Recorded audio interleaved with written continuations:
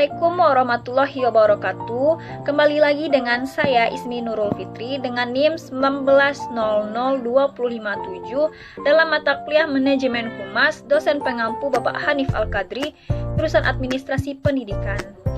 Kali ini kita akan membahas mengenai review kode etik dan sumber nilai public relation atau humas. Membahas kali ini yang perlu kita pahami adalah bahwa dalam perjalanan karir dan pekerjaan para praktisi PR, ternyata mereka juga diatur layaknya IDI atau Ikatan Dokter Indonesia. Ada kode etik, ada etika, ada moral, dan sumber nilai aktivitas ke-PR-an ketika mereka bekerja. Jadi, aturan-aturan itulah yang harus diikuti, tidak bisa seenaknya atau sembarangan mereka untuk menjalankan aktivitas ke-PR-annya dengan suka-suka. Nah, karena ini merupakan profesi internasional, maka ada aturan etika yang sudah ditetapkan secara internasional. Kalau di Indonesia juga ada etika moralnya. Kita akan lihat dan kenali satu persatu seperti apa sebenarnya kode etik dan etika moral yang mengatur profesi ke-PR-an ini. Kita kenal dulu, coba telaah dulu apa itu kode etik. Kode etik pada prinsipnya, kalau kita ambil dari KBBI atau Kamus Besar Bahasa Indonesia atau beberapa pendapat dari para ahli, maka dapat disimpulkan kode etik itu ada tuntunan profesional yang sangat erat dengan satu kode etik setiap profesi. Jadi, profesi apapun mempunyai aturan yang menjadi tuntunan profesionalnya. Jadi, kode etik itu berkaitan dengan prinsip etika yang berlaku untuk sebuah profesi.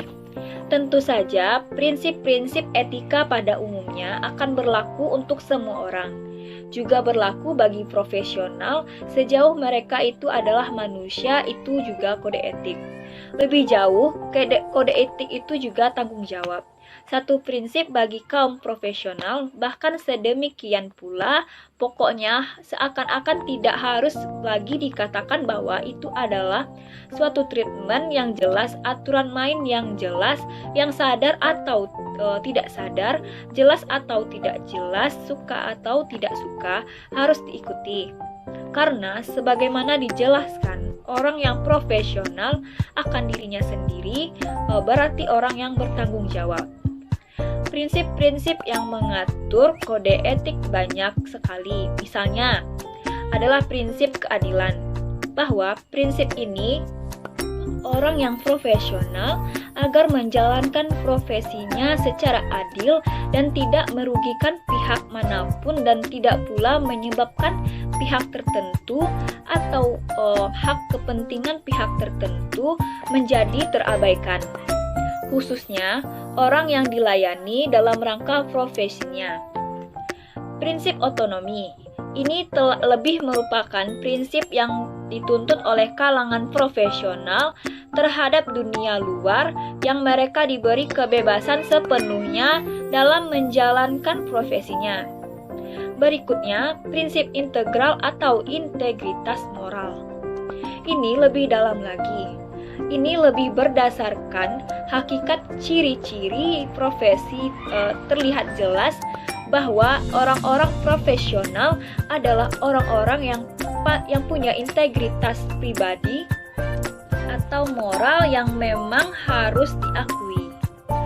Karena itu mempunyai komitmen pribadi untuk menjaga keseluruhan profesinya, nama baiknya dan juga kepentingan orang lain dan masyarakat banyak atau masyarakat khalayak umum.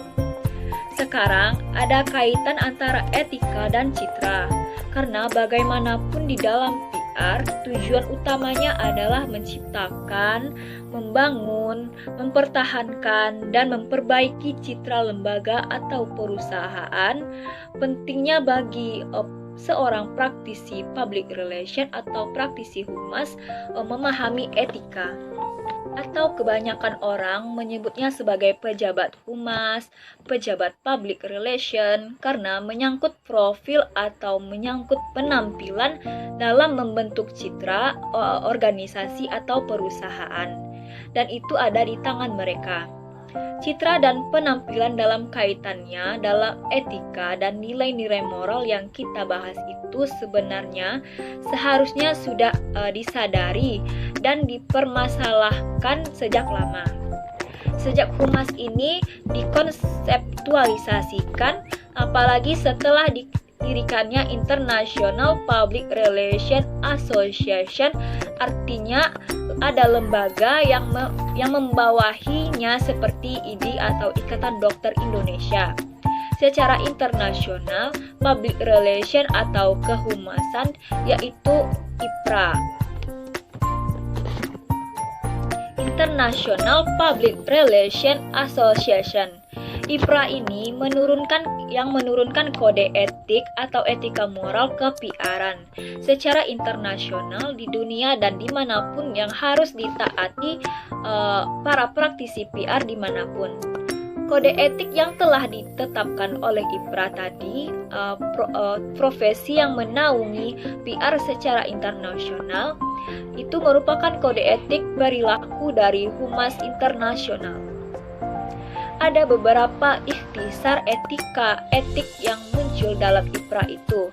Yang pertama, terkait dengan identitas pribadi dan profesional, yaitu standar moral yang tinggi dan reputasi yang sehat, ketaatan kepada konstitusi dan kode etik IPRA.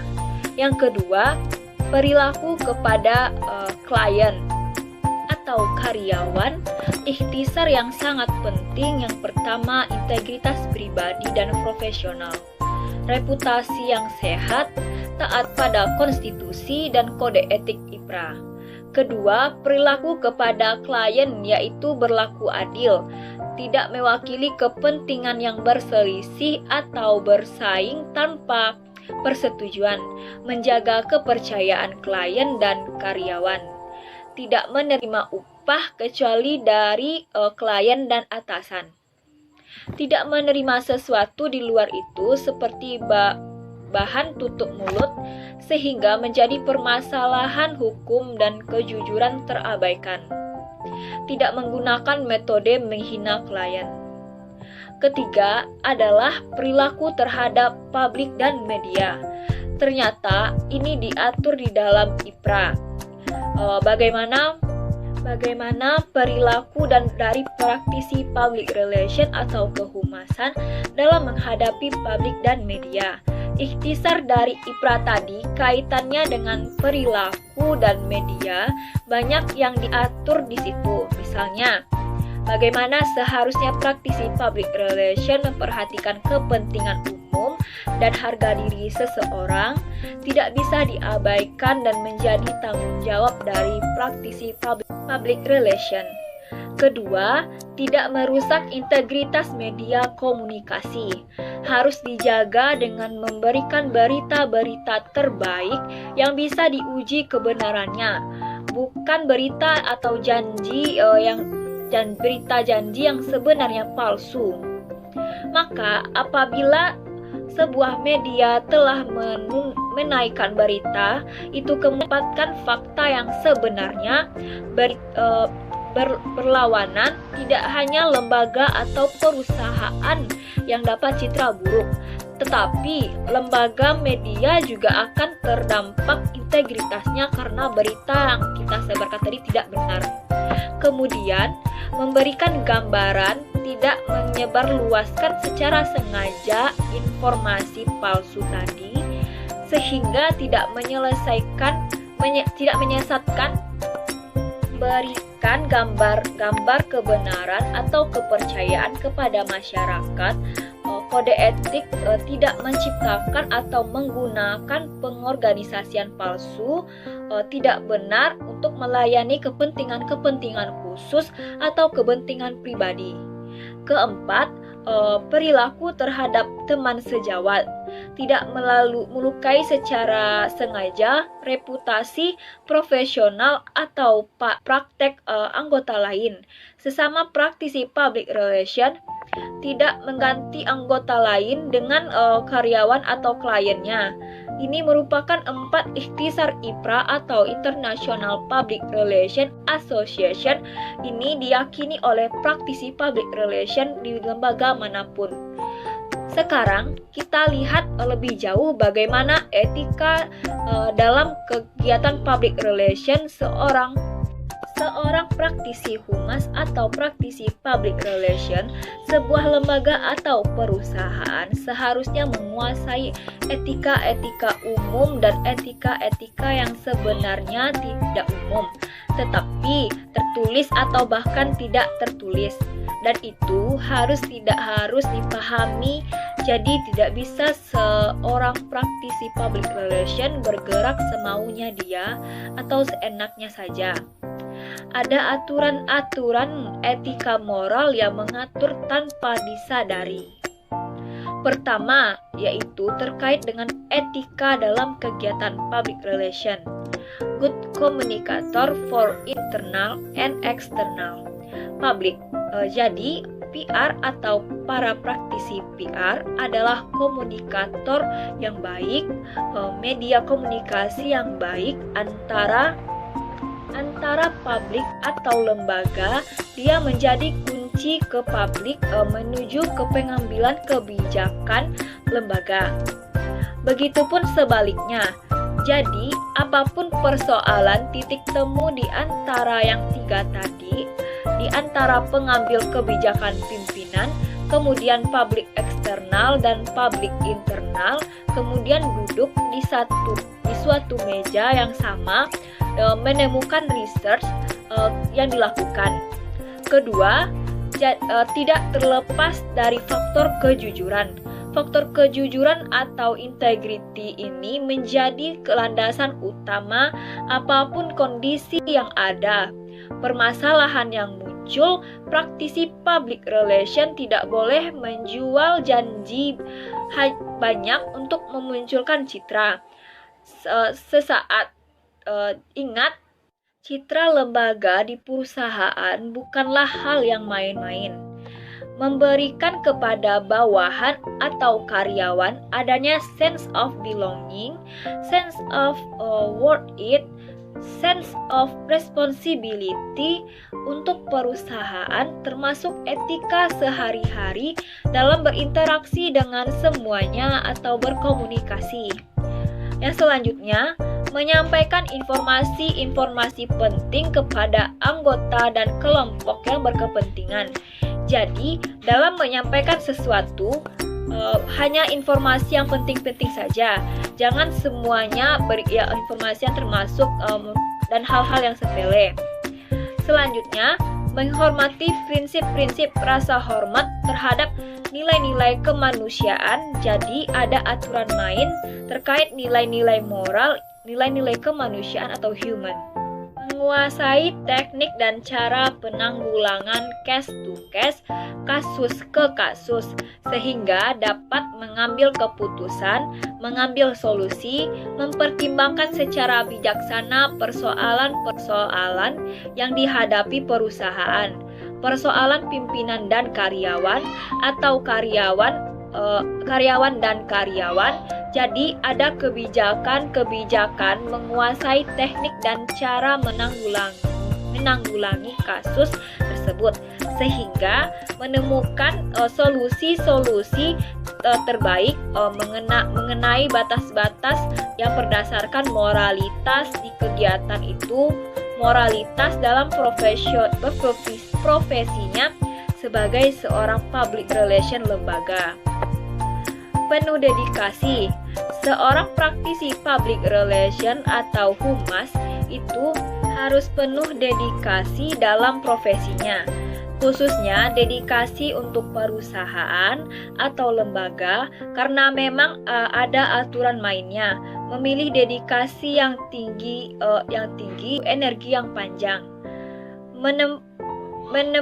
Menaati kode etik. Keseluruhan kode etik yang tertulis itu apakah yang sudah diturunkan dari IPRA tadi, International Public Relations Association, dan turunannya di setiap negara-negara memiliki kode etik turunan yang dikembangkan atau justru diturunkan sesuai budaya atau masyarakat setempat. Begitu juga di Indonesia ada kode etik Perhumas Indonesia. Karena itu kita berada di Indonesia.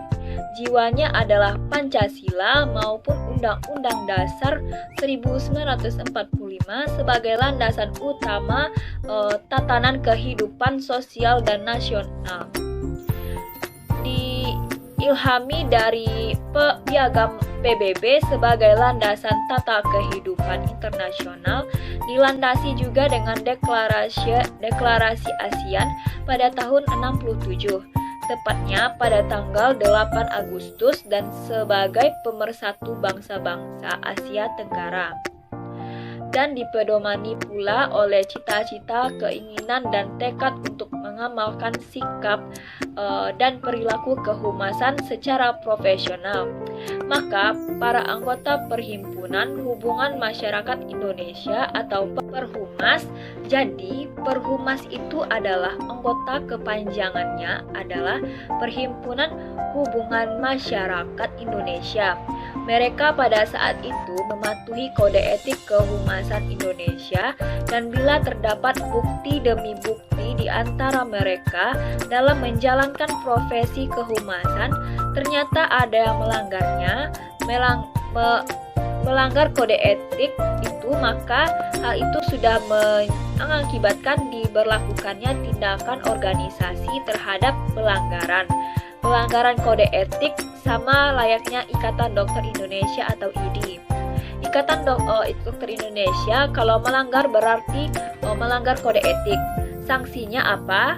Tentu sudah ada di dalam Kode Etik Perhumasan Indonesia. Kita coba telaah 4 pasal pertama, yaitu pasal 1, 2, 3, dan 4.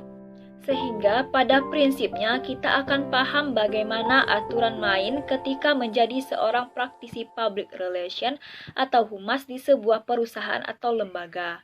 Untuk perhumas, pasal 1 itu mengatur komitmen pribadi. Dalam kaitannya dengan komitmen pribadi itu, menurut aturan main kode etik perhumas, anggota perhumas itu harus yang pertama memiliki dan menerapkan standar moral dan reputasi setinggi mungkin dalam menjalankan profesi kehumasan atau public relation. Jadi terkait dengan standar moral dan reputasi setinggi mungkin. Jadi dapat dipahami orang yang menjadi praktisi public relation adalah orang yang memiliki moral yang luar biasa, reputasi yang tinggi. Yang kedua, tahapan terhadap komitmen pribadi itu bahwa semua anggota perhumas atau praktisi public relation yang ada di Indonesia berperan nyata dan sungguh-sungguh dalam upaya memasyarakatkan kepentingan bangsa atau Indonesia. Jadi, memasyarakatkan kepentingan Indonesia.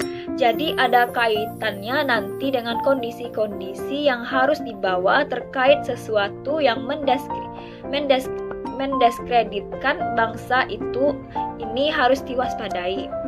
Yang ketiga, menumbuhkan dan mengembangkan hubungan antar warga negara Indonesia yang serasi dalam terwujudnya demi mewujudkan persatuan dan kesatuan bangsa. Jadi dalam komitmen pribadi kode etiknya dari perhumas ini kaitannya adalah moral reputasi yang tinggi, menjaga wibawa bangsa dan persatuan dan kesatuan bangsa Indonesia. Pasal 2 Kode Etik Perhumas Indonesia. Pasal ini terkait dengan aturan perilaku terhadap klien atau atasan, wibawa bangsa dan persatuan dan kesatuan bangsa Indonesia. Pasal 2 Kode Etik Perhumas Indonesia. Pasal ini terkait dengan aturan perilaku terhadap klien atau atasan. Beberapa di antaranya dalam pasal ini ada beberapa ayat yang mengatur terkait dengan perilaku tersebut, di mana satu anggota Perhumas harus jujur dalam berhubungan dengan klien atau atasan. Jadi yang disampaikan itu adalah fakta atau kebenaran, tidak mewakili dua atau beberapa kepentingan yang berbeda atau yang bersaing. Itu diatur dalam kode etik ini. Itu harus ada persetujuan semua pihak terkait dengan kondisi ini. Yang ketiga, dari perilaku terhadap klien atau atasan ini adalah bahwa anggota Perhumas Indonesia itu harus menjamin kerahasiaan, menjamin rahasia serta kepercayaan yang diberikan oleh klien atau atasan atau pimpinan atau bahkan mantan klien pun. Dan yang keempat, anggota Perhumas Indonesia harus tidak boleh melakukan tindak atau ucapan yang tidak merendahkan klien dan pimpinan maupun mantan klien dan pimpinan, sehingga kepercayaan publik tetap dapat dipertahankan. Selanjutnya, bahwa harus ada keyakinan bahwa anggota Perhumas Indonesia itu tidak akan menyerahkan kepada calon klien atau atasan bahwa pembayaran atau imbalan jasa-jasa mereka yang harus didasarkan pada hasil tertentu, atau tidak akan menyetujui perjanjian apapun yang mengarah pada hal serupa. Jadi mereka tidak dibayar berdasarkan hasil-hasil tertentu, tetapi memang sudah ada kesepakatan pembayaran sejak awal. Jadi ini sudah ada aturan main sendiri, jangan mengambil keuntungan di tengah persoalan yang dihadapi oleh klien atau pimpinan. Sehingga perlu janji khusus itu tidak perlu karena tujuan utama dari konteks ini tidak mencari keuntungan serta secara material. Pasal 3 dari Kode Etik Perhumas Indonesia ternyata mengatur tentang perilaku terhadap masyarakat dan media massa. Pertama, kode etik tentang pribadi, kedua, kode etik tentang perilaku kita terhadap atasan dan klien. Ternyata di pasal 3 mengatur kode etik masyarakat dan media massa. Isinya secara umum ada 4. Yang pertama, Perhumas Indonesia harus menjalankan kegiatan profesinya, profesi kehumasan atau kepiarannya dengan memperhatikan kepentingan masyarakat, harga diri anggota masyarakat. Tidak melibatkan diri dalam tindak manipulasi, integritas, sarana maupun jalur komunikasi massa tidak boleh. Yang ketiga, anggota Perhumas Indonesia tidak boleh menyebarkan informasi yang tidak benar, tidak sesuai dengan fakta empirik lapangan, tidak menyesatkan masyarakat, sehingga dapat menodai profesi kehumasan. Yang keempat, anggota Perhumas Indonesia itu harus senantiasa membantu kepentingan masyarakat banyak atau bangsa Indonesia, bukan kepentingan 1 atau 2 orang, tetapi kepentingan banyak orang. Sekarang kita masuk pada bagian terakhir, yaitu pasal 4. Kode Etik Perhumas Indonesia secara umum ternyata mengatur soal perilaku terhadap teman sejawat. Jadi benar-benar semua diatur praktisi kehumasan Indonesia. Minimal harus melakukan 3 hal. Yang pertama, tidak dengan sengaja merusak, mencemarkan nama baik atau reputasi, tindak profesional teman sejawat, tidak menyebarkan aib dan tidak memperburuk citra teman sejawat. Yang kedua, praktisi kehumasan atau praktisi kepiaran Indonesia tidak menawarkan diri, tidak boleh menawarkan diri atau mendesak klien atau atasan untuk menggantikan kedudukan teman sejawatnya, bukan untuk mencari potensi kerja. Praktisi kehumasan Indonesia harus mampu membantu dan bekerja sama dengan teman sejawat kapanpun dan dimanapun, serta siapapun di seluruh Indonesia, untuk mematuhi kode etik kehumasan, maka kesimpulan bahwa ketika kita menjadi seorang praktisi kehumasan atau PR, ternyata secara internasional diturunkan kode etik yang harus dipatuhi oleh IPRA tadi, International Public Relations Association. Dan di Indonesia ada Perhumas Indonesia yang mengatur kode etik kehumasan atau kepiaran, dan itu harus diikuti berdasarkan 4 pasal tadi saja. Perilaku diatur mulai dari perilaku terhadap atasan, bawahan, teman sejawat, perilaku pribadi, bangsa dan media massa. Pasti ada sanksi hukum ketika lari dari kode etik dan aturan main yang telah ditetapkan oleh Perhumas Indonesia. Baiklah, hanya itulah yang dapat saya sampaikan.